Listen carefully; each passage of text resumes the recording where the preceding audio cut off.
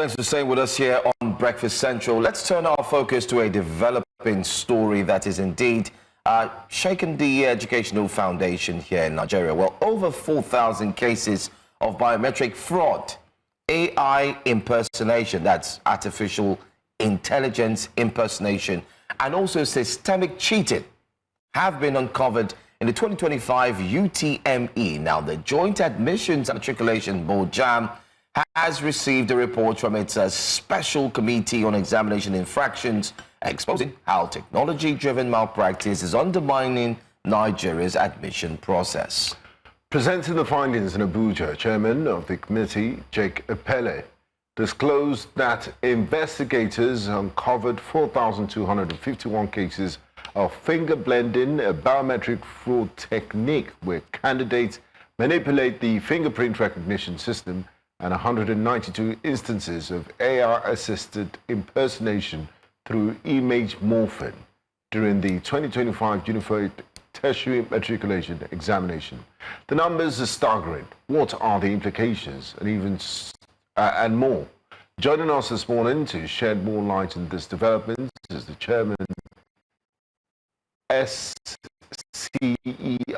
JAMB, the Special Committee on Examination Infractions, Mr. Jake Epelle. A warm welcome to you, and thanks for joining us on Breakfast Central this morning. And it's good to talk about something that is different from Rivers politics.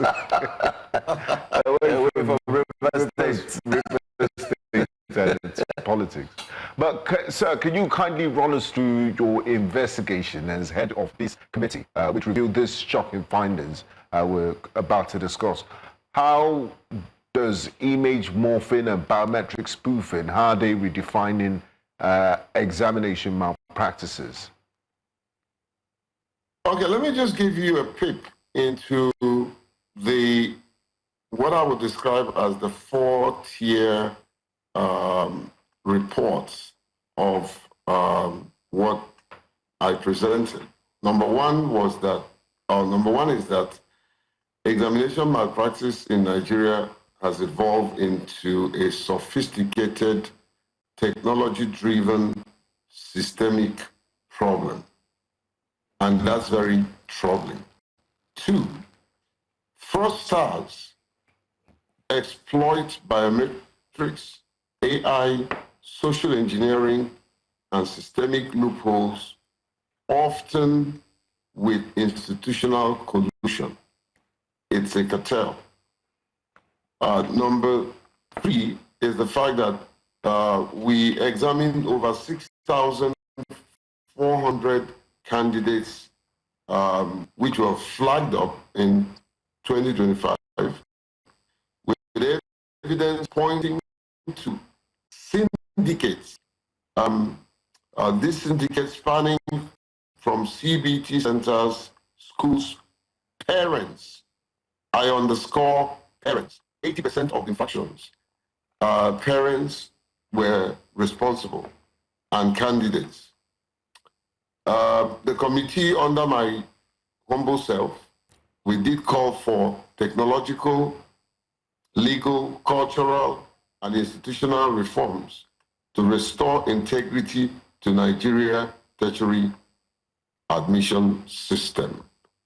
My brother, this education system of this country, I don't want to be pessimistic, but we are in double trouble, especially the admission process, not in its totality, the admission process. I doff my hat for Professor Leode, who is determined to unravel this, who is fearless, who wants to walk on the path of honor and integrity. And I want to believe that the current minister is backing him. I've not had the privilege of meeting the current minister, but from a few things he has said, I think he's prepared to restore the integrity and the hope of Nigerians who are carrying our certificates. Our certificates will soon become a laughing stock if we continue the way we are going at the moment. I mean, when in the course of your questioning, I would tell you what our tasks were, what were our findings, and what our recommendations were. Okay, before we go straight to the findings and recommendations, you did mention that a percentage really shows that parents have also condoned and are also at the forefront of this malpractice. Can you share with us what the schools are equally doing, talk less of the parents, to ensure that these examination malpractices are in one way or the other not condoned? Because whether you like it or not, I want to believe that parents cannot automatically come and invigilate or become invigilators in the examinations. So obviously, the parents, they would have a hand, like you've said in the report, but there should be a conduit. So what did you also find? Because you mentioned some of them are institutionally driven. Exactly. So what did you find out, especially from the teachers, invigilators, and so on and so forth? Well, in simple answer to your question, there's a collusion. The parents, in most cases, these operators of this institution, the CBT centers, schools, they sort of give the parents the impression that, listen, I know people who can write exams for your children. If you can, they pay as much as 1 million naira, 250,000,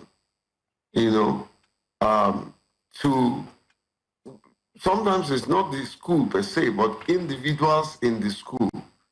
They are the ones who organizes this expert examination writers. And many of these examination writers are university students. They are in the universities as students. Others are institutional experts of examination writers. There was a question you asked me, although I'm not very technology, I'm not a technologist, but let me try and answer the issue of finger blending and facial morphing. Now, what happens is that this is very intriguing. The student that would enter the CBT center to write the exam, in collaboration with the CBT owners, when they are registering them, both the student and the person that will write the exam for him, both of them will do their fingerprinting. So what happens is that during admission, because the computer has already captured these fingers, okay, when the examination writer's expert comes, the system will admit him. When the student, the person who is going to write the exams, who is the original owner of the outcome, comes, the system will admit. So both of them, in most cases, we saw a case of a mother and a daughter going in to sit, and the daughter is pretending doing something, and the mother is the one writing. We also saw a situation where these examination writers, experts, will be in the same hall with the person and they're writing. But there's much more an intriguing part where they take, for instance, the face of a person with albinism. We were the worst affected.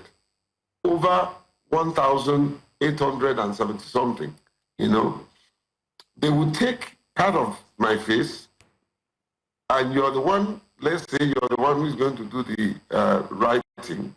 And because albinism, the camera drops the biometric effect. So albinism is easier used.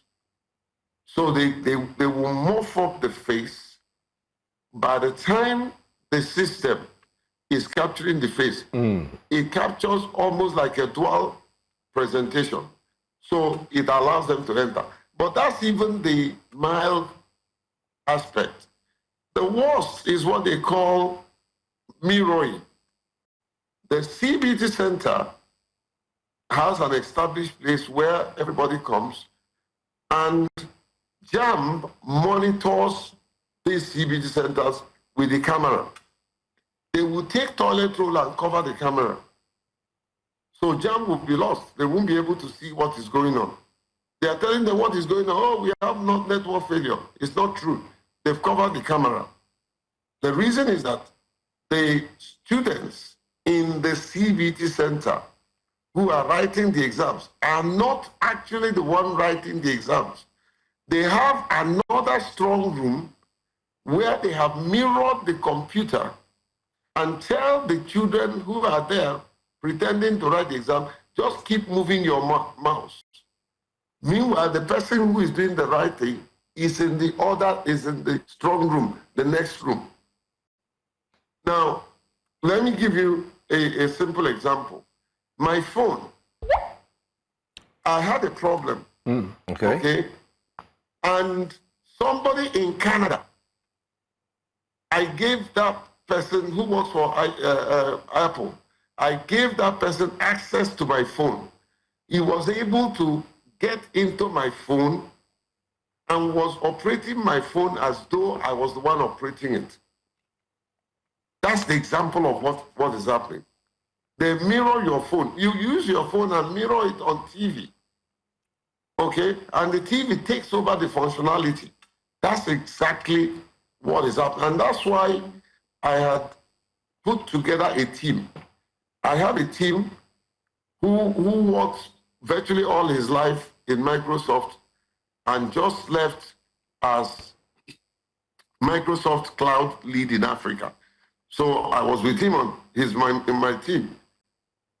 The assistant commissioner of police, Lagos State before, retired, Fatai, was in charge of investigation and security. Professor Tanko, the VC of Unijos, was in charge of cyber crime issues. Professor Yahuzi, the former vice chancellor of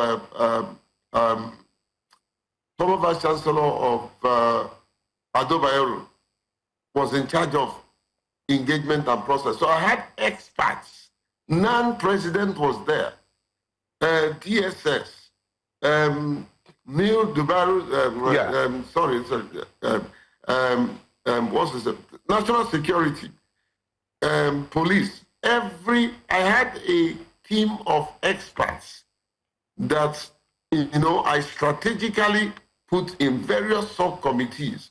So we got the right information. This is very enlightening and very eye-opening revelation. I haven't said anything. That you and your team have. So far, I know we're still on the surface level, but from what we've discussed this morning so far, 80% of infractions are driven by parents. It shows a serious cultural rot. And I want you to tell us from your point of view, the implications for the nation and also the parents. Parents are meant to rise above some of these things, because if you assist your child in cheating and getting admission, when they get to university, are you going to start mirroring and, doing all this? Are you going to cheat your way through graduation? What implications does that have on the children and also for our nation in whole? How do we deal with this cultural rot if parents are encouraging children to cheat? Look, my dear, they do. It's a continuing process. I did interrogate. There are things I cannot say on national television because it borders on national security.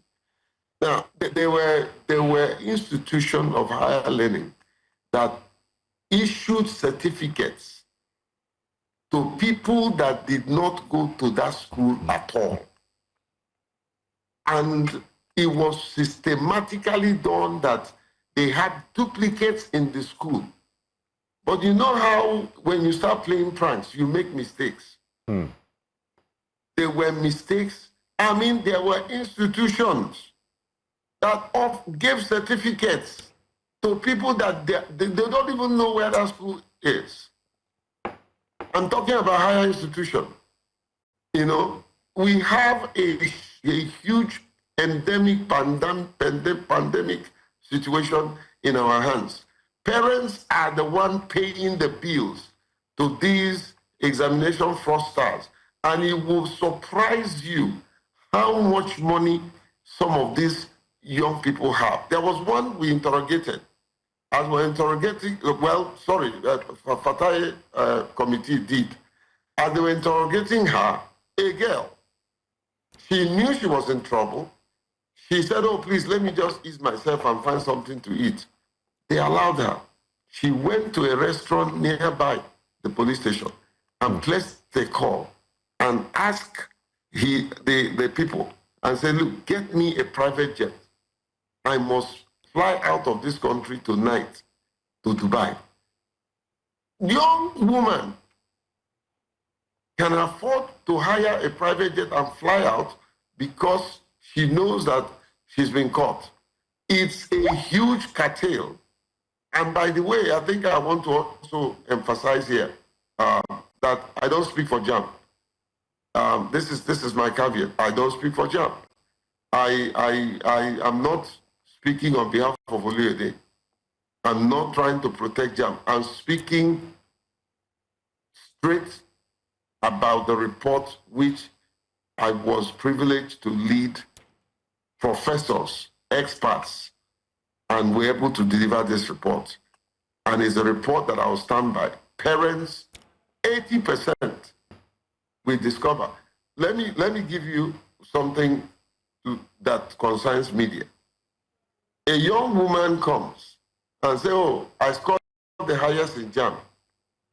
It's sensational. It's a good news.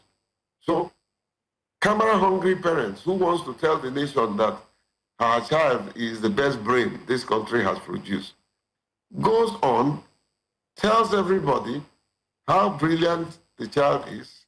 The child knows that he or she manipulated. And of course, in fairness reporting, and I'm not saying it's your station, it's across board.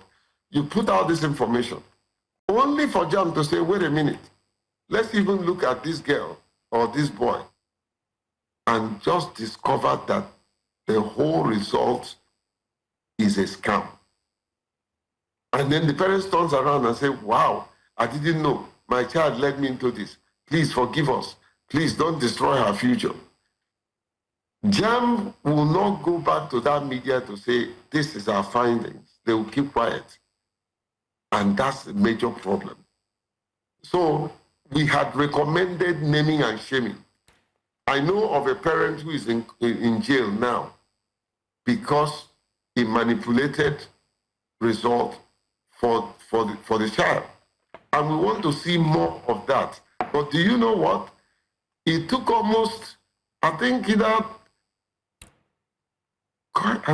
maybe 3 or 4 years before justice was done. Can you imagine the delay? All right, Dr. Jake. So, yes. Yeah, there's a question here on social media which I'd like to bring to your attention.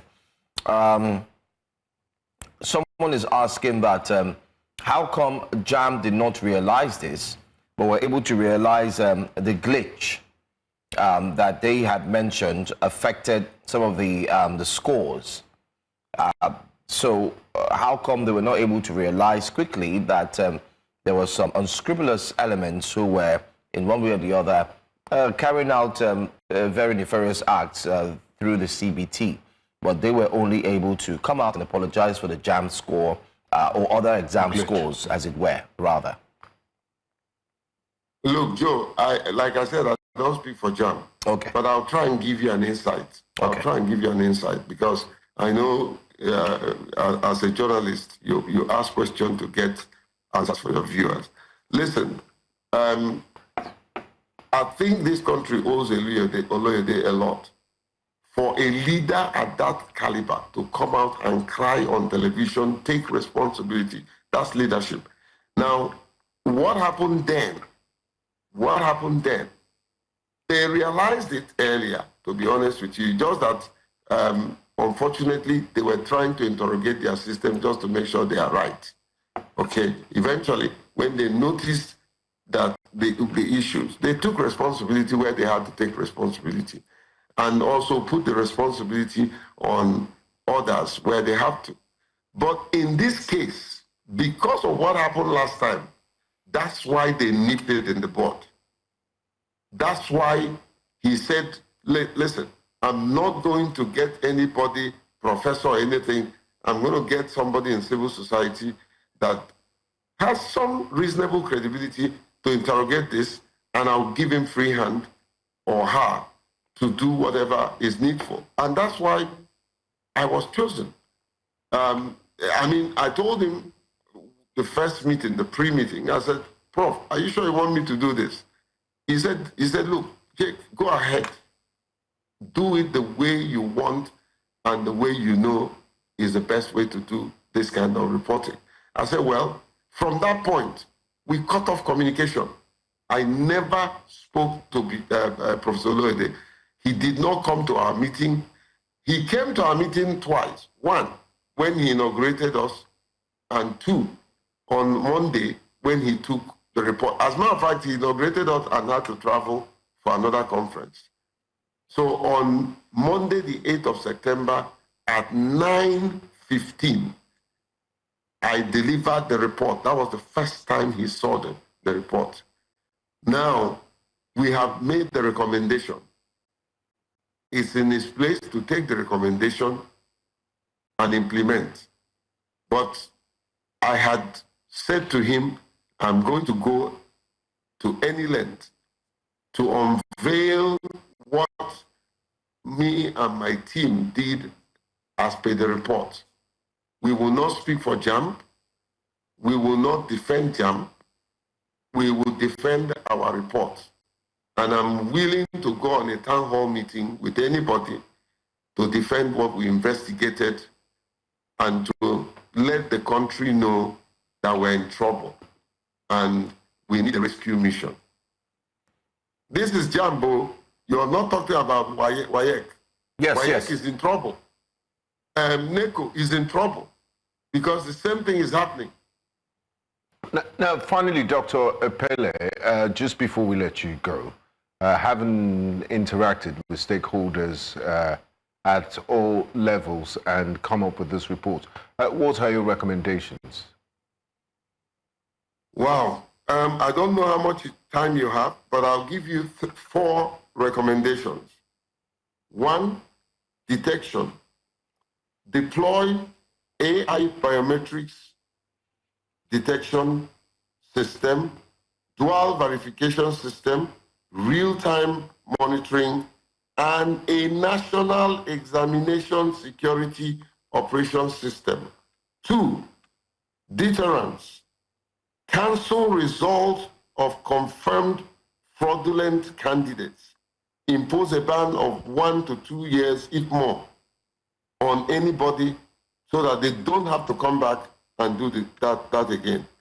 Prosecute both candidates and their collaborators, including parents, and create a central sanction registry accessible to institutions and employers.